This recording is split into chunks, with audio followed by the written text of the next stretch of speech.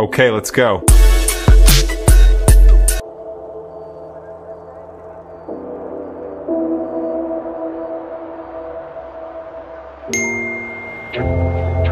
Sandali lamang tayong nabubuhay sa mundo. Kaya pinili kong gumawa ng mga bagay na pwedeng gawing inspirasyon ng mga susunod na henerasyon. Matuto tayong makontento sa kung anong meron at ayon sa ating kakayanan.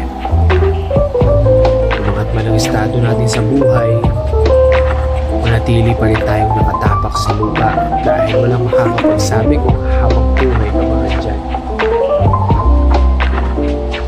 Hindi kailangan na kung anong meron sila, meron ka rin.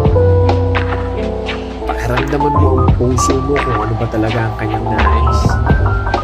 At saka mo pag-isipan kung tama ba ang kanyang gusto. Kung oo, sundin mo.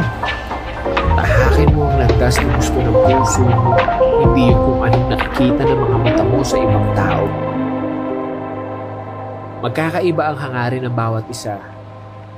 Kaya kung ano yung sa'yo, panghawakan mo. Huwag kang magpapa-apekto sa sasabihin ng iba. Karamihan kasi umiikot na lang ang buhay sa nakasanayan nila. Mga takot sa pagbabago, kaya hindi tumatama kasi takot magkamali. Puno ng duda sa sarili, kaya kung ano yung ginagawa ng karamihan, yun na lang din ang ginagawa nila. Ibahin mo ang isip mo sa mga tipikal na tao. Wala sa nakasanayan ang tunay na buhay. Paano mo malalaman ang tunay mong lakas kung hindi ka magbubuhat? Paano mo malalaman ang taglay mong talino kung hindi ka mag-iisip? Paano mo malalaman ang tibay mo kung hindi ka sasabak?